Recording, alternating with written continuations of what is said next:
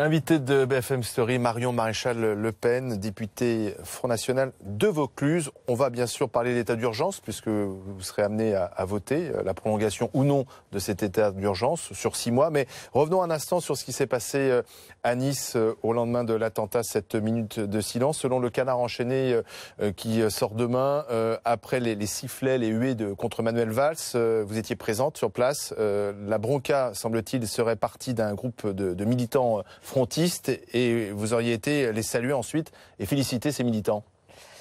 Écoutez, n'importe lequel de vos confrères qui était présent sur place pourra sincèrement vous donner le témoignage contraire. Moi-même, j'ai été totalement pris de court par ces huées qui étaient, je vous le dis, très spontanées, massives.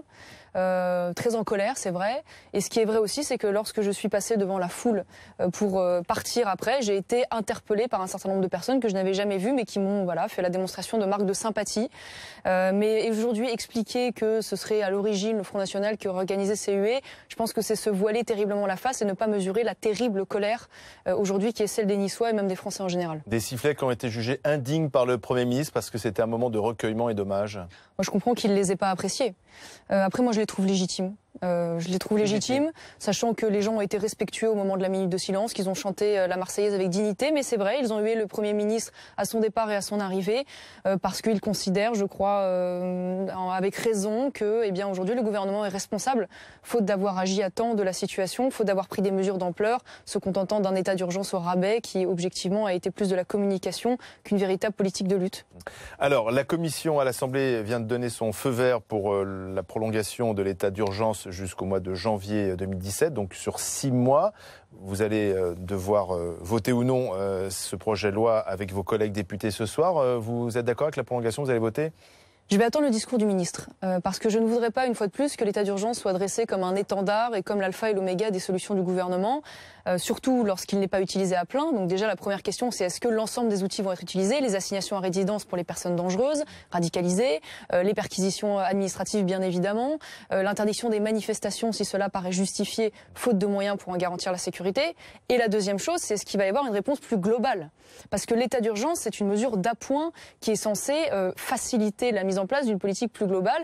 Et là, il y a un ensemble de mesures qu'on a défendues avec Gilbert Collard sur le plan de la politique migratoire, de la politique carcérale, de la politique pénale, et en particulier une résolution sur la suspension de l'espace Schengen, parce qu'aujourd'hui, sans frontières, nous ne sommes pas en mesure de contrôler qui entre sur le territoire, qui en sort et qui ne peut pas en revenir, en particulier les expulsés ou les interdits du territoire français. Donc vous dites oui à l'état d'urgence prolongé de 6 mois, mais si c'est accompagné de mesures chocs, et notamment les mesures que vous avez proposées ce matin. Voilà, si c'est l'ensemble d'un tout, si ça n'est pas exclusivement une mesure qui donne le sentiment que l'on agit alors qu'on ne traite pas les problèmes de fond. Et je pense notamment à l'expansion de l'islamisme en France. Là-dessus, force est de constater que le gouvernement est extrêmement timoré. Où en est-on aujourd'hui de la fermeture des mosquées radicales? Des mosquées ont été fermées, Bernard Cazeneuve l'a dit. Un nombre dérisoire, alors qu'on sait qu'il y en a plus d'une centaine en France qui sont des mosquées salafistes. Où en est-on de la destitution? Il faut fermer toutes les mosquées salafistes? Les mosquées radicalisées, bien sûr, parce qu'aujourd'hui on sait qu'il y a une porosité entre cet islam radical, l'islam politique et même le passage à l'acte djihadiste. Un salafiste n'est pas forcément un terroriste. Extrêmement dangereux. Oui, enfin on sait que la lecture... C'est un courant idéologique au sein de l'islam. Bien sûr, mais particulièrement virulent et qui fait en partie l'apologie du djihadisme et de ses modes opératoires à l'égard des mécréants et d'un certain nombre d'autres personnes. Donc aujourd'hui, de ce point de vue-là, qu'en est-il aujourd'hui de l'identification d'un certain nombre de financements étrangers qui participent, si vous voulez, d'un vecteur de radicalisation venant notamment du Qatar et de l'Arabie Saoudite? Il n'y a pas de réponse non plus de ce point de vue. François Hollande dit la France lutte contre le terrorisme, contre le fondamentalisme, contre le fanatisme. C'est pour ça d'ailleurs qu'elle est visée. C'est ce qu'a dit tout à l'heure François Hollande à Lisbonne. Oui, c'est sûr, ils mettent en place des numéros verts et ils mettent en place des campagnes de clips de lutte contre le racisme.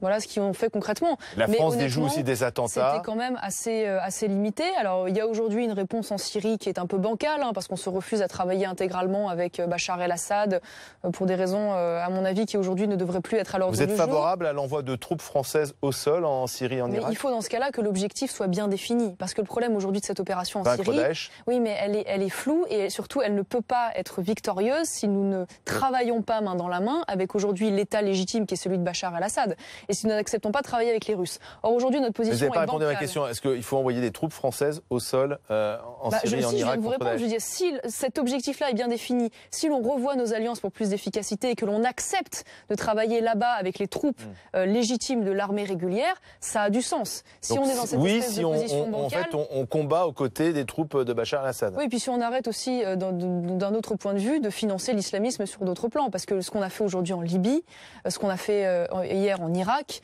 est quand même à l'origine de cette déstabilisation au Moyen-Orient et au Proche-Orient. J'ai regardé de près vos mesures proposées avec votre collègue Gilbert Collard.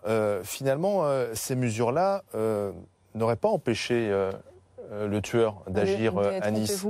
Détrompez-vous, puisque... Parce que quand vous dites, par exemple, Schengen, il faut suspendre Schengen, mais il vivait à 1 ou 2 kilomètres du lieu de l'attentat à Nice. Eh ben, je vais vous donner une mesure qui aurait pu être efficace, parmi tant d'autres, c'est le retour de la double peine, c'est-à-dire de l'expulsion immédiate d'un étranger qui aurait été condamné pour crime ou pour certains délits. Mais c'était pas son cas, c'était un petit délit, c'était pas un délit grave, ni un crime. Mais vous savez, le vol, c'est grave. C'est grave déjà quand c'est commis par des nationaux, mais c'est encore plus grave quand c'est commis par des gens 6 mois avec sursis. Oui, de la prison. Excusez-moi, pour aller en prison, en France, il faut quand même y aller. Donc il aurait dû être expulsé. Eh bien moi, je crois que quand on accorde l'hospitalité à quelqu'un et qu'on bénéficie de la générosité française, la moindre des choses, c'est quand même de respecter ses lois et le pacte social. Si vous ne faites pas cela, eh bien vous n'êtes plus bienvenu en France. Donc oui, je considère que cet homme aurait dû être expulsé dès sa première condamnation, comme probablement d'ailleurs le Marocain qui a frappé ses petites filles et leur mère, car je crois savoir qu'il est également délinquant multirécidiviste. Pour l'instant, on ne sait pas exactement quelles sont ses motivations.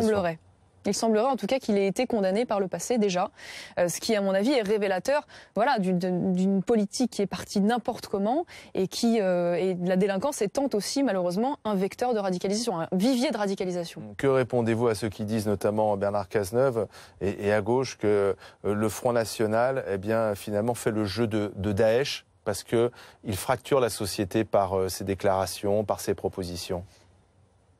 Eh bien, je leur dis que, je ne sais pas, si c'était leurs enfants qui avaient été écrasés sur la promenade des Anglais, peut-être qu'ils éviteraient de faire ce genre de comparaison indécente. Voilà, parce que je crois que l'objectif de Daesh, c'est même pas de diviser les Français, c'est de les tuer.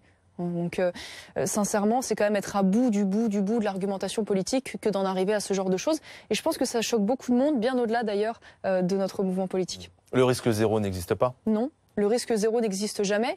En revanche, on peut quand même prendre un certain nombre de mesures pour se prémunir. Je pense par exemple à la restriction aujourd'hui du droit d'asile. On sait que le droit d'asile est devenu une nouvelle filière d'immigration clandestine bis et une voie royale d'infiltration des terroristes. Ça a été le cas au Bataclan, souvenez-vous.